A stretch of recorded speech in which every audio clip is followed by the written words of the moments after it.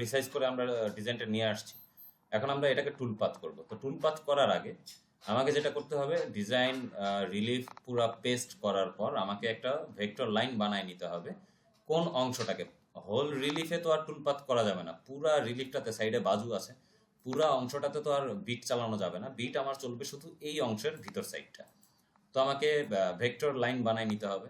Vector line বানানোর জন্য যে ক্রিয়েট বাউন্ডারি ফ্রম রিলিফ, রিলিফটাতে ক্রিয়েট বাউন্ডারিতে ক্লিক করলাম, composite relief, create boundary. Create boundary দিয়ে দিলে এই যে রিলিফের যত জায়গায় নকশা আছে তার চতুর্দিক দিয়ে কিন্তু একটা করে বাউন্ডারি লাইন তৈরি হয়ে গেছে।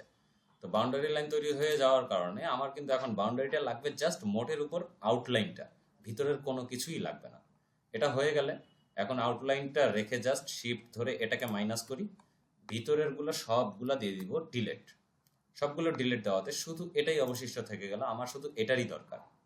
শুধু এটাকে এখন দুই দিক থেকেই, মানে সব দিক থেকেই অফসেট করে ইনওয়ার্ডে ঢুকাবো।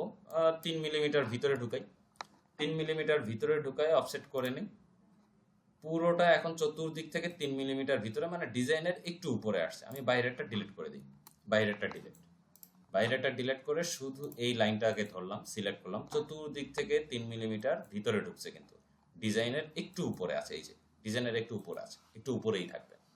যদি এই উপরে না রাখি, যদি সাইডে যেমন ছিল তেমনই যদি রাখি, তাহলে ডিজাইন যখন শুরু করবে তো বাহিরেটা আগে গর্ত বানায় ফেলবে সে 10 মিলিমিটার, তারপরে সে ডিজাইন শুরু করবে। তো আমরা বাহিরে অ্যাকচুয়ালি 10 মিলিমিটার আগে গর্ত চাচ্ছি না, আমরা চাচ্ছি ডিজাইনের ঠিক এই অংশটাতে যতটুকু থিকনেস আছে ততটুকুতেই যেন গর্ত করে, তারপরে ডিজাইন শুরু করে। যার কারণে চতুর্দিক থেকে আমরা উপরে তুলে নিলাম। এখন এটাকে সিলেক্ট করলাম, এই ভেক্টর লাইনটাকে সিলেক্ট করলাম, আউটলাইনটাকে সিলেক্ট করার পর আমরা যাব টুল পাথে। এই যে টুল পাথে সিলেক্ট করা থাকবে, যদি সিলেক্ট করা না থাকে সিলেক্ট অটোমেটিক করাই থাকবে অবশ্য। টুল পাথে ক্লিক করলেই টুল পাথের অপশন আসবে, উপরে টুল পাথ অপারেশন, তারপরে 2D টুল পাথ, তারপর হচ্ছে আমরা করব যেহেতু 3D টুল পাথ, অর্থাৎ 3D টুল পাথের এই ফাংশনটাতে থাকতে হবে। 3D টুল পাথের ক্রিয়েট মেশিন রিলিফ টুল পাথ, এটাই হচ্ছে টুল পাথ করার জায়গা। ক্লিক করলাম, এই ডায়ামিটারে ক্লিক করলে এখন এখানে প্রথম অপশন কি, আমরা অবশ্যই প্রথম থেকেই শুরু করব, মাঝখান থেকে হঠাৎ করে এক জায়গা থেকে কখনোই শুরু করব না। এখানে দেখাচ্ছে সিলেক্ট করা আছে হোল রিলিফ এবং তীর চিহ্ন দেওয়া আছে, তার মানে তীর চিহ্ন যেহেতু আছে তার মানে আরো অনেক অপশন আছে। এখানে ক্লিক করলেই আমরা অপশন দেখতে পারবো, hole relief, automatic boundary, selected vectors, default layer. তো আমরা যেহেতু একটা ভেক্টরস করে নিয়েছি ভেক্টর, তো সেই ভেক্টরটাতে আমরা সিলেক্ট করে দিব সিলেক্টেড ভেক্টরস। এখানে সিলেক্টেড ভেক্টরসের তারপরে দুইটা অপশন আসলো, ইনসাইড ভেক্টরস আর আউটসাইড ভেক্টর। আমরা অবশ্যই ইনসাইডের বিটটা চালাবো, ইনসাইডের ডিজাইন করব, মানে এই ভেক্টরটা তো চতুর্দিক থেকে ঘেরা, এটার ভেতর সাইডটাতেই তো নকশা, অতএব আমরা ইনসাইড, এখানে অটোমেটিক ইনসাইড দেওয়াই থাকবে ডিফল্ট। তারপরে লক্ষ্য রাখবো যদি না থাকে তাহলে আমরা অবশ্যই ইনসাইডটাতে করে ফেলবো। ইনসাইডটা সিলেক্ট থাকবে। ফিনিশিং অপশন, এখানে ফিনিশিং অপশন হচ্ছে আমরা কোন টুল ইউজ করব, 3Dটা চালাবো যে কোন বিট দিয়ে। এখানে 3Dর বিট একমাত্র বলনোস, আমরা এই যে 3D ফিনিশিং বলনোস 6 মিলিমিটারটা চালাচ্ছি। যদি 4 মিলিমিটার চালাইতে চাই তাহলে 4 মিলিমিটার, 6 মিলিমিটার সিলেক্ট করে নিলাম। সিলেক্ট করে নিয়ে এখন আমরা যদি ইডিটে ক্লিক করি, এখন বলনোস 6 মিলিমিটার, ডায়ামিটার 6, স্টেপ ডাউন 6ই থাকবে। বলনোসের নিয়মই এই, যত ডায়ামিটারের বিট ততই স্টেপ ডাউন থাকে, এটা অটোমেটিক। এখন এইখানে একটা ব্যাপার আছে, স্টেপ ওভারের বেলায়, স্টেপ ওভারে যে 0.72 আর এখানে 12, হ্যাঁ, তো 0.72% হচ্ছে সর্বোচ্চ লেভেল, একবারে কাটার মতো। আমরা যদি এটাকে কমিয়ে দিই, এই 0.48, তার মানে হচ্ছে 1 মিলিমিটারের অর্ধেকের একটু কম। হ্যাঁ, 1 মিলিমিটারের অর্ধেকের একটু কম। আমরা যদি আরো কমিয়ে দিই তাহলে 0.36, তাহলে কোয়ার্টার মিলিমিটার, মানে 1 মিলিমিটারের 3/1 হয় আর কি। তো সেই 3/1 যদি কাটতে চাই তাহলে একটা ডিজাইন কমপ্লিট করতে আমার অনেক সময় লাগবে। আর যদি এটাকে আরো সময়টা বাড়িয়ে দিই তাহলে এটা এই যে 72, 0.72, এটা হচ্ছে সর্বোচ্চ লেভেল। এটা করলে ডিজাইনটা কমপ্লিট করতে একটু সময়টা কম লাগবে। এটা যদি রাখি, স্পিন্ডেল স্পিড 15,000, ফিড রেট থাকবে 150, এটা 3Dর বেলায়।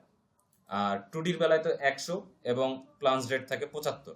কিন্তু 3Dর বেলায় 150 আর 100 করে দিব, 150 আর 100 দিয়ে ওকে করে দিলাম। 6 মিলির ওই সেটআপটা আমার সেভ হয়ে থাকবে। সিলেক্ট।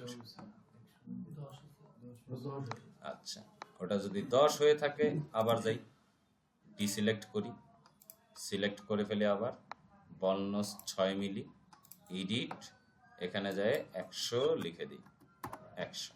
ওকে, ওটা সেভ হয়ে থাকলো। সিলেক্ট করে ফেললাম। সিলেক্ট করার পর এটাতে আবার ক্লিক করলে এখানে তো এই দেখাচ্ছে ফিট রেট 150 হয়ে সেভ করে দিলাম, প্লান্স রেট 100, স্পিন্ডেল স্পিড 15,000, যাই আছে তাই ঠিক, সবই ঠিক আছে। এখন এখানে আসি, এখানে অপশনটা হচ্ছে রাস্টার। আমরা কাটতেছি কিসে?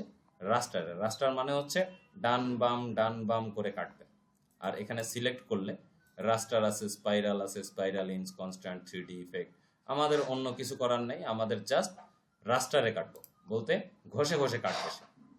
অ্যান্ড অ্যাঙ্গেল, রাস্টারে আমরা যদি এখানে অ্যাঙ্গেল ব্যবহার না করি, অ্যাঙ্গেলে যদি আমরা কিছু না লিখি, তাহলে কিন্তু সে কাটবে সোজা এদিকে দিক কাটবে। আর যদি অ্যাঙ্গেল এখানে আমরা 90 ডিগ্রি ঘুরে দিই, 90 ডিগ্রি করে দিই, তাহলে কিন্তু সে কাটবে হচ্ছে এইদিকে দিক, এই 90 ডিগ্রি থেকে এই লম্বা টানে কাটতে শুরু করবে। তো আমরা 90 ডিগ্রিতেই, আমি ব্যক্তিগতভাবে 90 ডিগ্রি কেটে তারপরে 90 ডিগ্রি করে তারপরে এদিক থেকেই কাটি। তো এদিক থেকে কাটতে চাইলে এদিক থেকে কাটবো, আর না হলে যদি এখানে 90 ডিগ্রি না দিই তাহলে কিন্তু সে এখান থেকে কাটতে শুরু করবে, এভাবে কাটতে শুরু করবে। তো আমি 90 ডিগ্রিতে কাটবো, এই 90 ডিগ্রি দিলাম। টলারেন্স এখানে 0.025 থাকবে, অ্যালাউন্স কিচ্ছু দেওয়ার দরকার নাই। রাফিং অপশনে কিছুই দেওয়ার দরকার নাই। অপশন হচ্ছে লিড ইন মুভস, এটাতেও কিছু করার দরকার নাই। সেফ জেড, এটা অবশ্যই 20 মিলিমিটার রাখলে আমাদের সুবিধা হয় সবসময়, আগেই বলছি। Click to define materials, define ম্যাটেরিয়ালসে যায় থিকনেসটা আমাকে দেখাই দিতে হবে। থিকনেসটা আমরা যেহেতু থিকনেস এখানে ডিজাইনার রাখতেছি 10 মিলিমিটার, তো এখানে করে দিব 10.2, 10.2, 10.2 দিয়ে আমি এখানে লক্ষ্য রাখতে হবে এইটা উপরে সিলেক্ট করা আছে কিনা, ব্যাস। ওকে, থিকনেসটা আমি দিয়ে দিলাম। ম্যাটেরিয়ালসের থিকনেস দেওয়ার পরে এখন ক্যালকুলেট করলাম। ক্যালকুলেটে কিন্তু একটু সময় নেবে, মানে 3Dর ক্যালকুলেটটা একটু সময় নেয়। 2D যেমন খুব তাড়াতাড়ি করে, 3Dটাতে একটু সময় নেয়, কারণ যতবার বিট চলবে ততবারই সে ক্যালকুলেট করবে। বিট যদি 16,000 বার চলে তো 16,000 বারের ক্যালকুলেশনটাই সে এখন করে ফেলবে, যার কারণে একটু সময় নেয়। নিক সময় আমরা অপেক্ষা করব।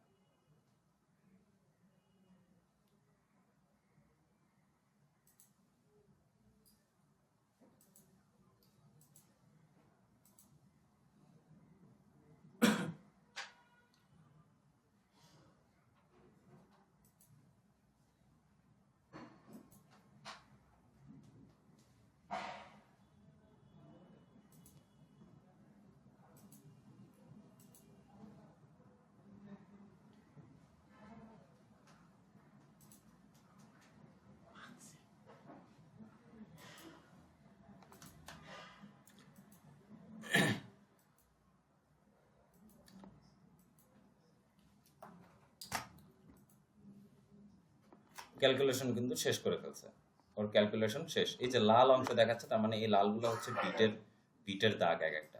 এই যে এত সূক্ষ্মভাবে বিট চলছে, এই যে এত ঘন করে বিট চলছে। তো এগুলো যদি জুম আউট করে দেখি একেবারে, তাহলে কিন্তু একেবারে পুরাটা লাল দেখায়। হ্যাঁ, ক্যালকুলেট শেষ, ক্লোজ, আমি কেটে দিলাম। এখন আমি সিমুলেশনটা দেখে নিব। সিমুলেশনে ক্লিক করলাম, সিমুলেশন করে দেখাবে এটা কাটার পরে বিট চলার পরে কেমন হয়েছে ব্যাপারটা। এই আমাকে ডিজাইন দেখাচ্ছে সে, মানে বিট চলার পর ডিজাইনটা এই চলছে। এই সিমুলেশনটা আমি ঘুরায় ফিরায় দেখে নিতে পারি। এই হচ্ছে বিট চলার পর ডিজাইনটা এমন তৈরি হয়ে গেছে অলরেডি, মেশিন চলার পর। ব্যাস, এটা হয়ে গেছে। এই সিমুলেশনের পরে 2Dতে আমরা যা করি, সিমুলেশনের পরে আমার আর এখানে কোনো কাজ নেই। আমি এখন এটাকে জাস্ট সেভ করব। এটা সেভ করে নিলাম, এই সেভ অপশনে গেলাম। কোথায় সেভ করব? ব্রাউজ, দেখাই দিই সেভটা কোথায় করব। সেভটা ধরে নিলাম যে এটা তো হচ্ছে MMG ফাইল, যেটা জাস্ট মেশিনে চলবে, সেই ফাইলটা ডেস্কটপেই সেভ করি। একটা ফোল্ডার বানাই টুলপাথ নামে, টুলপাথ, TOOLPATH। টুলপাথ নামে ফোল্ডার বানালাম অ্যান্ড টুলপাথের ভেতরে আমি সেভ করব। এটা হচ্ছে কি নাম দেওয়া যায়, 3D